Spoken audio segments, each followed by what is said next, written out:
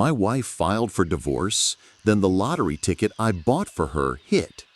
The words echoed in my mind, a surreal and bitterly ironic mantra that played on a loop as I stood alone in the stark silence of our half-packed kitchen, the final divorce papers resting on the counter like a death certificate for our 10-year marriage.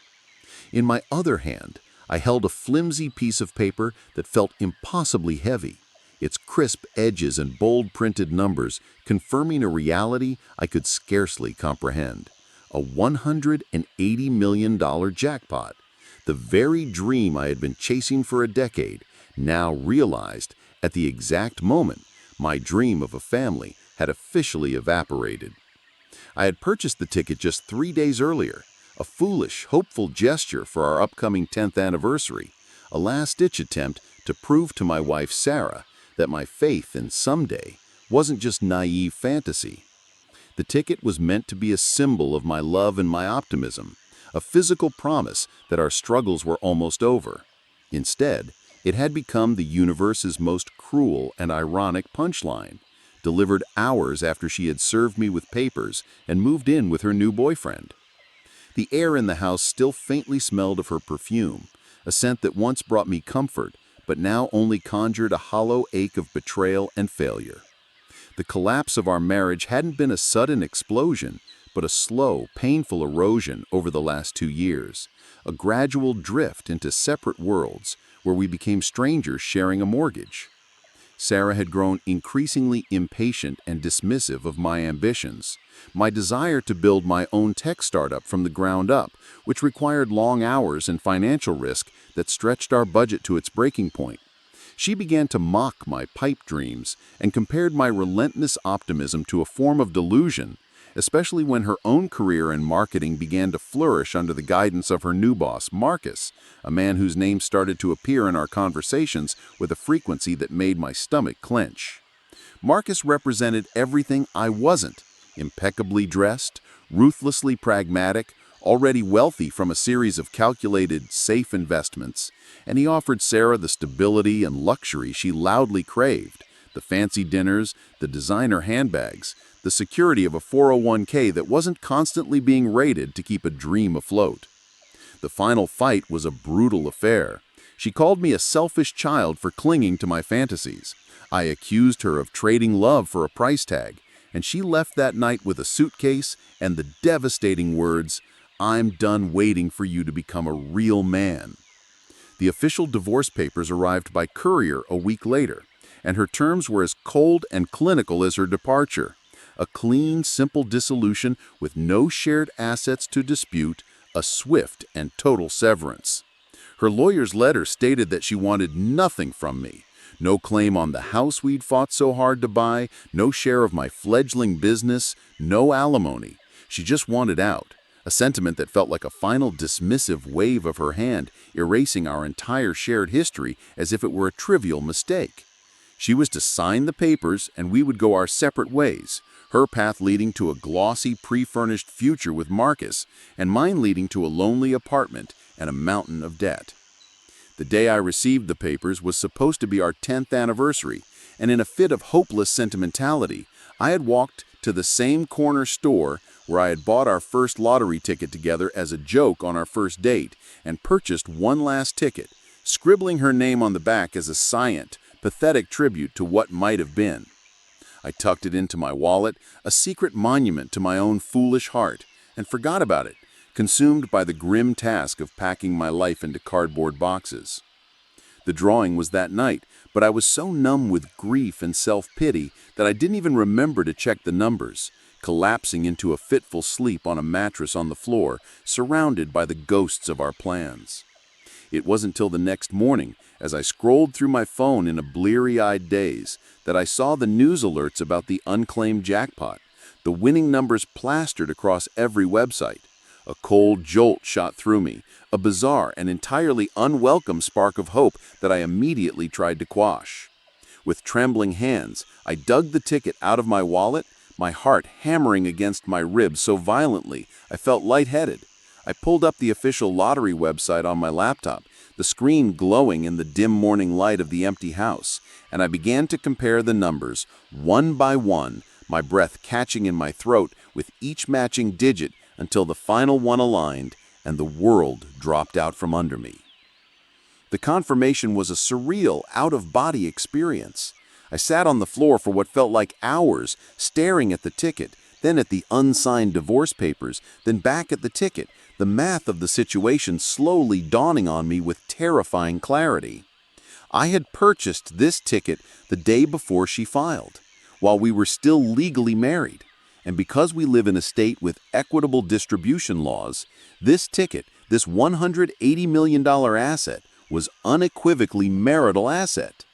The law, the very system I had felt was crushing me, had just handed me a weapon of unimaginable power. My initial feeling wasn't joy or excitement, it was a white-hot, righteous fury. Sarah had walked away from me, from us, for a man with money, dismissing me as a financial failure. And now, through the most twisted fate imaginable, I held the ultimate financial victory in my hand, and the law said she was entitled to half of it. As if on cue, my phone chimed with a social media notification. It was a post from Sarah, a glossy, filtered photo of her and Marcus toasting with champagne at what looked like a ridiculously expensive brunch. The caption was a knife to the heart. Finally upgraded. Hashtag new beginnings, hashtag no more settling, hashtag real man. The comments below were a parade of emojis and congratulatory messages from people I thought were our mutual friends, celebrating her escape from the anchor of my existence. The cold, calculated resolve that washed over me in that moment was absolute and terrifying. I wasn't going to be noble. I wasn't going to be the bigger person.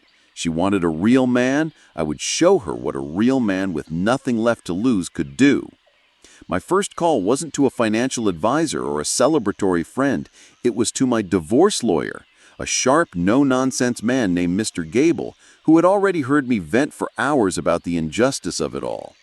I explained the situation to him in a calm, steady voice that didn't sound like my own, and I heard him let out a low, slow whistle on the other end of the line. "Well," he said, after a long pause, "this changes the calculus considerably." I gave him one simple instruction: delay filing our response to her divorce petition for exactly 24 more hours. Legally, we were still married until the court processed our response, and I needed to stay on the right side of the law for my plan to work. Then I drove to the state lottery headquarters alone, the ticket secured in a sealed envelope, and went through the first step of the validation process, ensuring everything was legally documented in my name as the purchaser, all before the divorce could be finalized. The next morning, I arrived at the house for what was supposed to be our final meeting to exchange signed papers. Sarah was already there, with Marcus standing possessively behind her, one hand on her shoulder, as if staking his claim. She looked impatient, already mentally moved into her new life, barely able to conceal her disdain for being back in the shabby home she had rejected. "Let's make this quick, Alex. We have movers for my things at noon," she said, not even making eye contact. Marcus gave me a smug, condescending smile. "Don't worry, buddy. I'll take good care of her from here on out."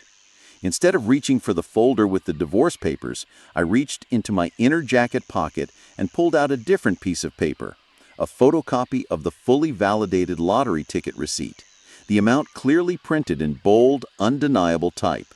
I slid it across the kitchen table toward them. The change in the room was instantaneous and electric. Sarah's eyes scanned the paper, her expression flickering from impatience to confusion, then to dawning avaricious shock. Her hand flew to her mouth, and her eyes shot up to meet mine, wide with a mixture of disbelief and sudden frantic calculation.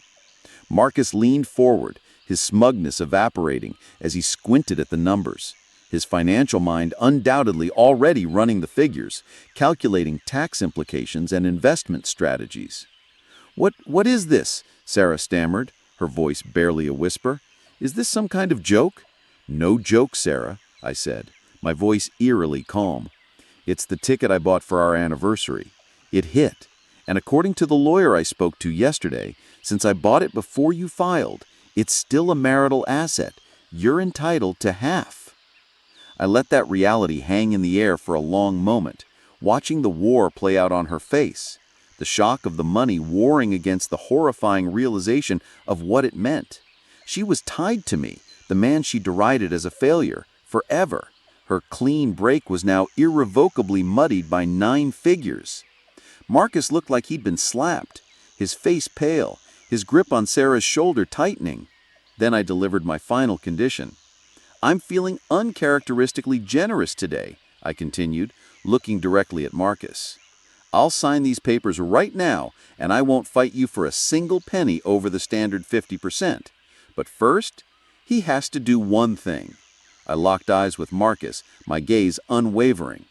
"He has to look me in the eye and admit, out loud, that his real money is now a rounding error compared to the future I just handed her. And he has to admit that her big upgrade was only possible because of the dreamer she was so desperate to leave behind." The silence that followed was thicker and heavier than any I had ever experienced. Marcus's jaw clenched, a muscle twitching in his cheek. He looked from me to the ticket, to Sarah's desperate, pleading face, and I saw the exact moment his pride crumbled under the weight of that unimaginable number. He couldn't do it. He dropped his hand from her shoulder, took a step back, and looked at the floor, a silent admission of defeat, more powerful than any words. Sarah's face collapsed not into tears of joy, but into tears of utter humiliation and devastating loss. She had gotten exactly what she said she wanted, the money, the security, but it had come from me, and it had cost her the proud, superior narrative she had built with Marcus. I picked up a pen, signed the divorce papers with a final, decisive scratch, and slid them back to her. "My lawyer has all the banking details for the wire transfer," I said quietly. "Enjoy your upgrade." I turned and walked out of the house for the last time, leaving them to the suffocating silence of their $90 million consolation prize, my own future, finally, truly, my own.